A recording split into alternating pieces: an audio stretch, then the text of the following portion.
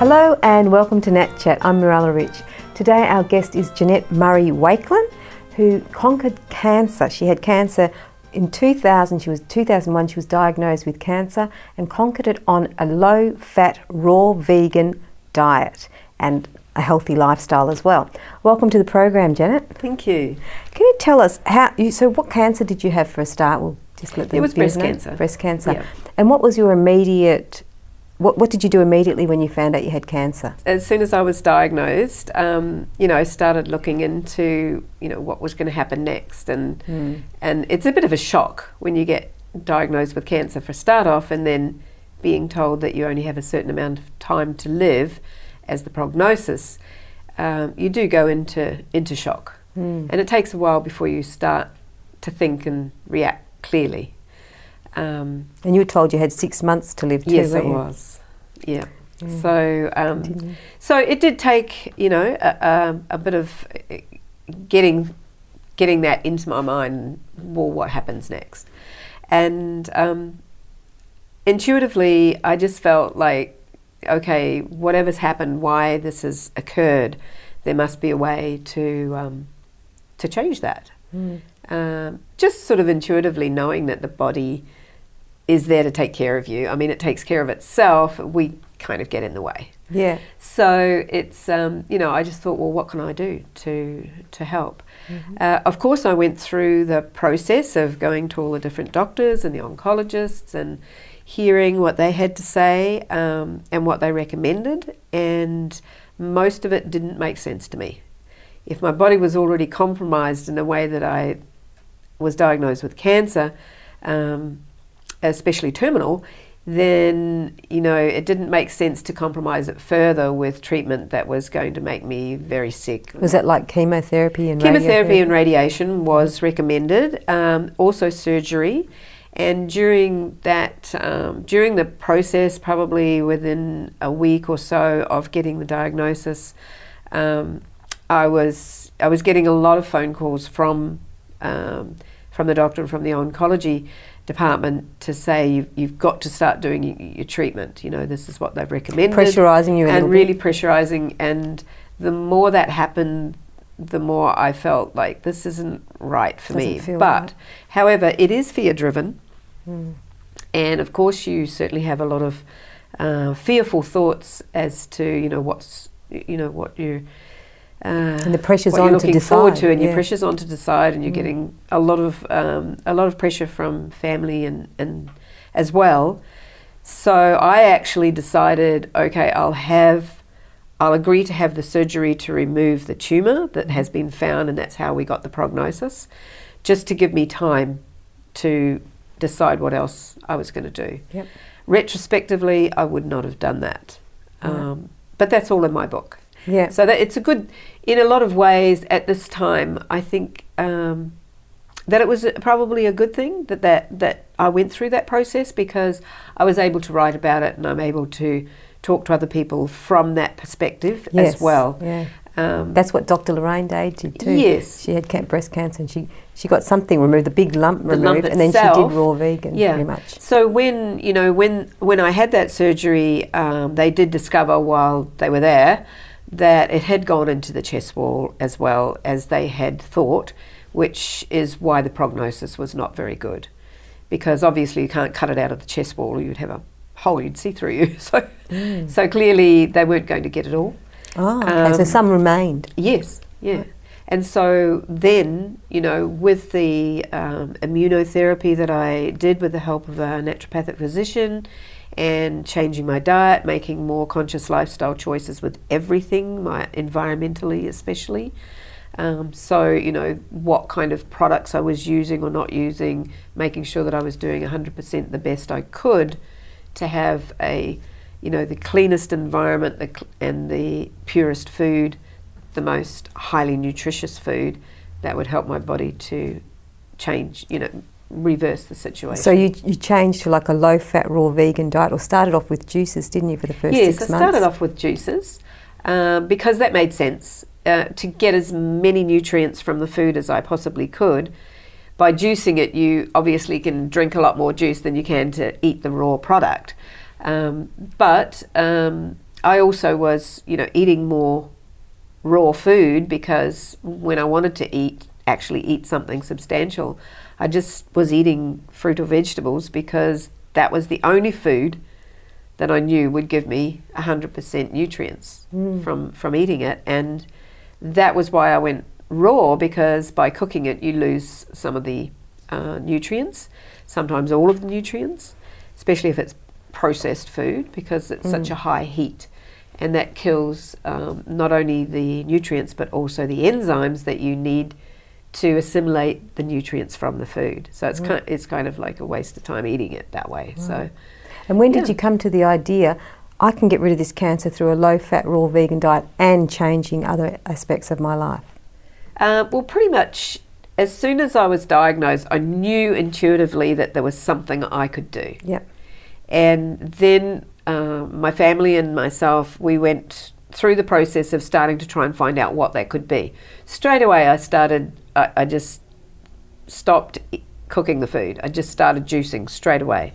Looked into various therapies that had been well documented and proven to be healthful, and just started following some of those protocols, and started really looking and researching for myself to find out what was the best I could possibly do, and just kept rolling in that direction.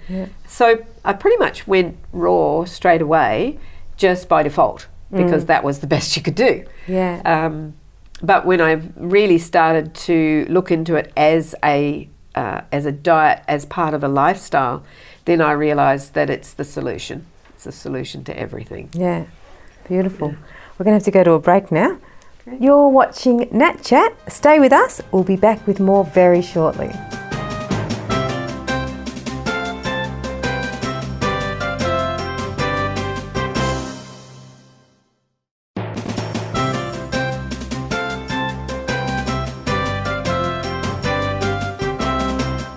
Hello and welcome back to Nat Chat. I'm Mirella Rich.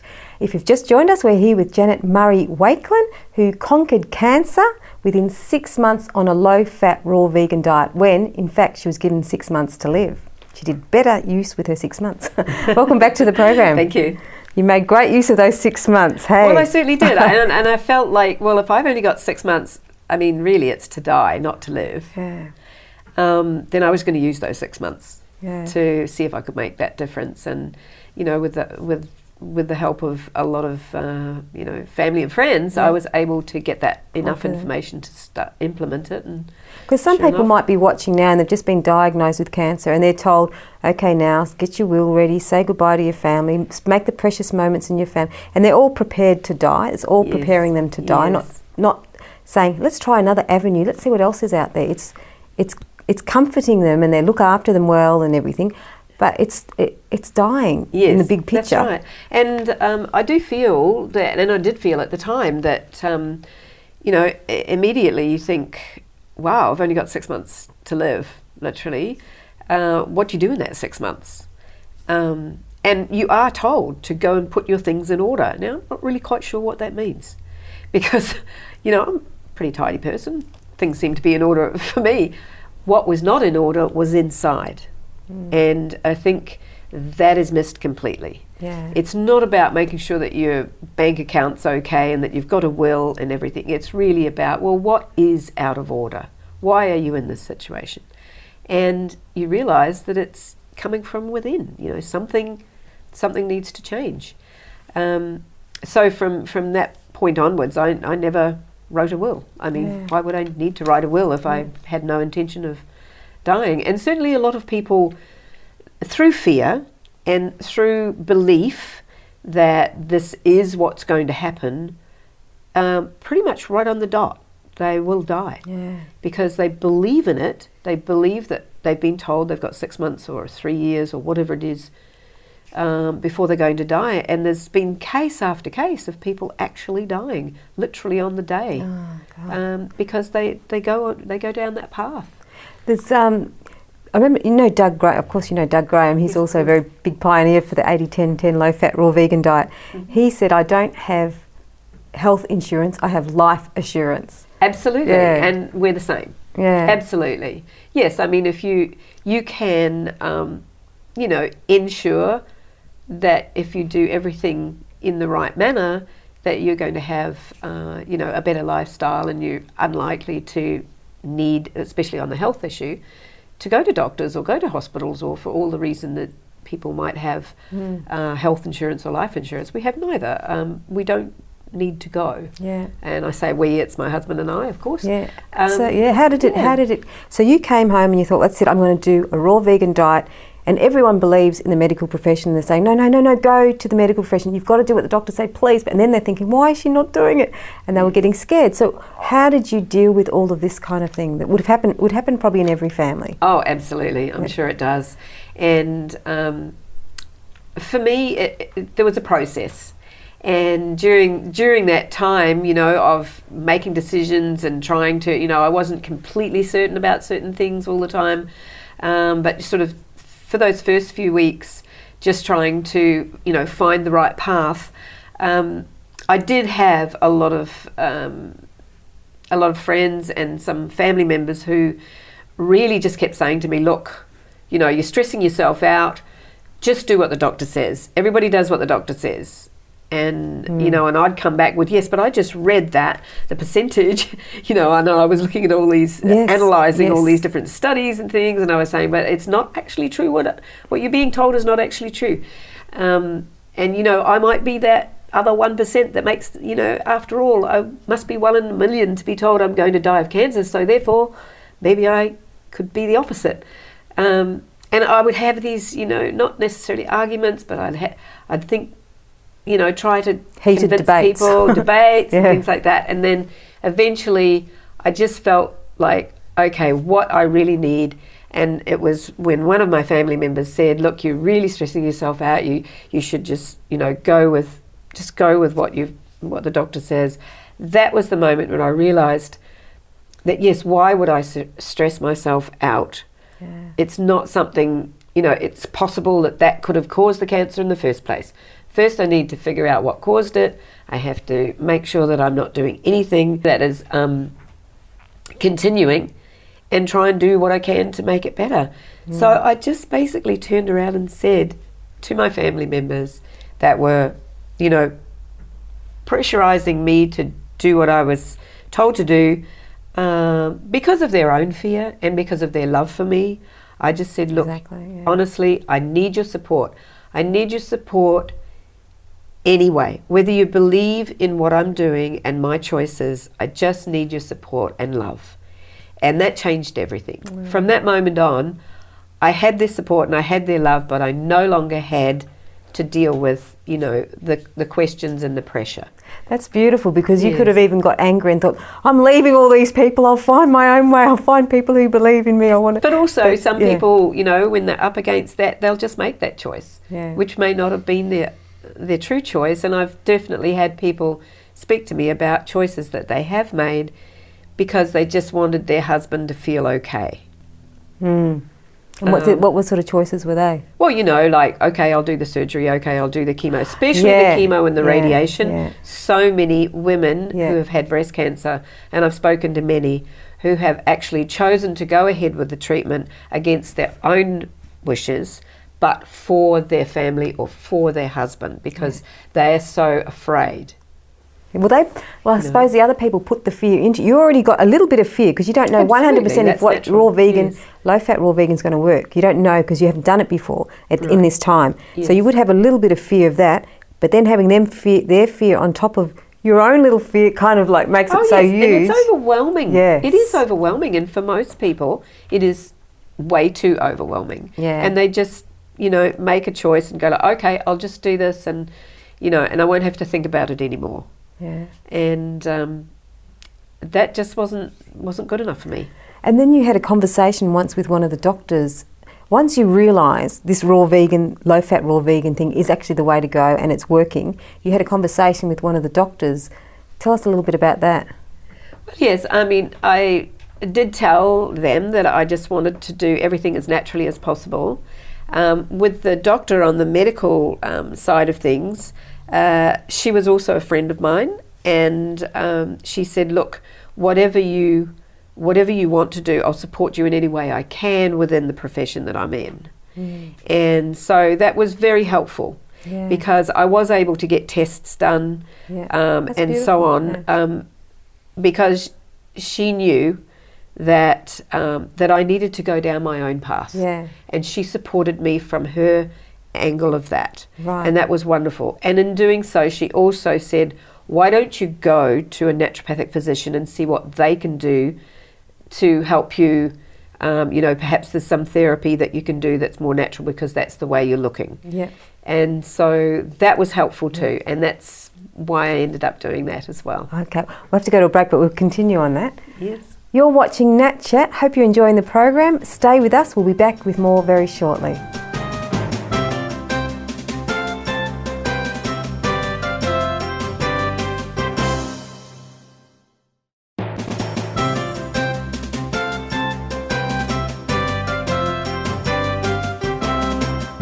Hello and welcome back to Nat Chat. I'm Mirella Rich. If you've just joined us, we're here with Janette Murray-Wakelin, who conquered cancer 100%. She was given 6 months to live, and she conquered it in 6 months on a low-fat, raw vegan diet.